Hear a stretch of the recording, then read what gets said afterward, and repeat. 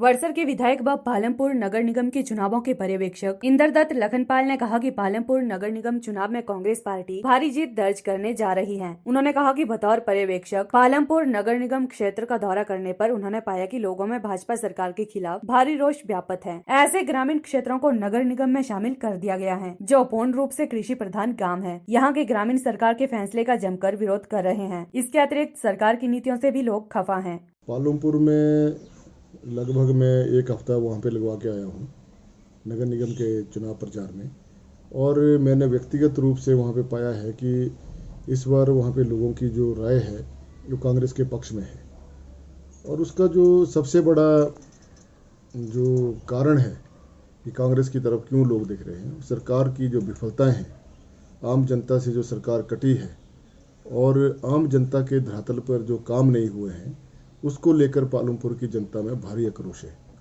और सबसे ज़्यादा जो ग्रामीण क्षेत्र जो उन्होंने ज़बरदस्ती सरकार ने नगर निगम में मिलाए हैं, केवल मात्र श्रेय लेने के लिए कि हमने पालमपुर को नगर निगम बना दिया, उससे लोग बहुत खफा हैं।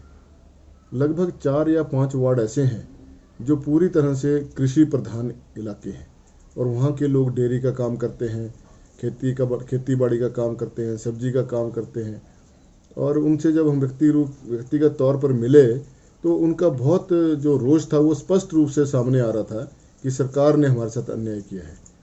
और अभी सरकार को इसके बारे में बयान देना पड़ा माननीय मुख्यमंत्री महोदय को, जब वो पालमपुर के दौरे पे थे या अन्य कहीं दौरों पे जाते हैं वो अन्य क्षेत्रों में, तो बार बार एक बात को बोल रहे हैं कि जो इलाके के लोग नगर निगम में नहीं रहना चाहते उनको हम बाहर करेंगे।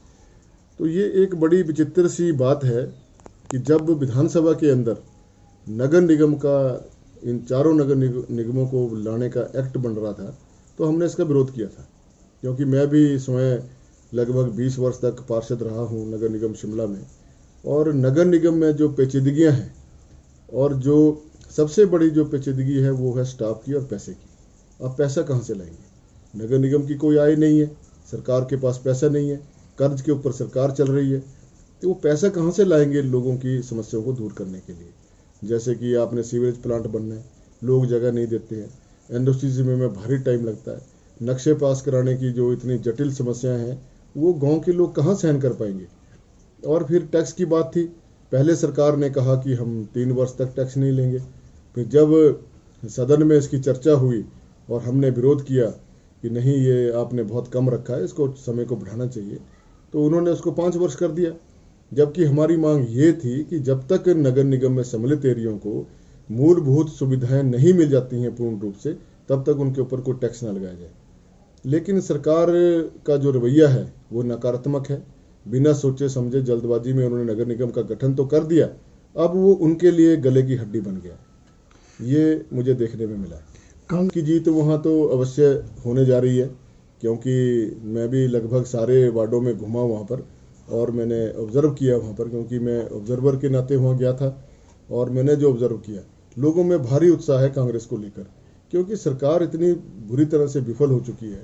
वो चाहे मजदूर वर्ग है, चाहे कर्मचारी वर्ग है, चाहे जो हमारे युवा बेरोजगार बच्चे हैं, उनको नौकरियां ना मिलने के कारण सरकार से बहुत खफा है।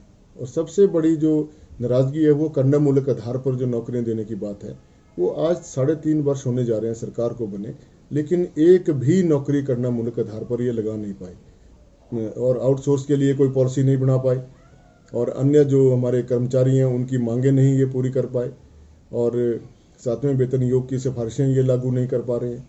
तो ये बहुत से ऐसे मुद्दे हैं जिससे जो हमारा जो प्रदेश है वो कर्मचारी प्रधान प्रदेश है, और अधिकांश लोग हमारे कृषक हैं। इन सभी को अगर मिश्रण किया जाए तो इन सभी उसमें क्षेत्रों में जो सरकार पूर्ण रूप से विफल रही है, और यही कारण है कि लोगों का जो रुझान है कांग्रेस की तरफ है। PLTV के लिए हमीरपुर से ब्यूरो रिपोर्ट।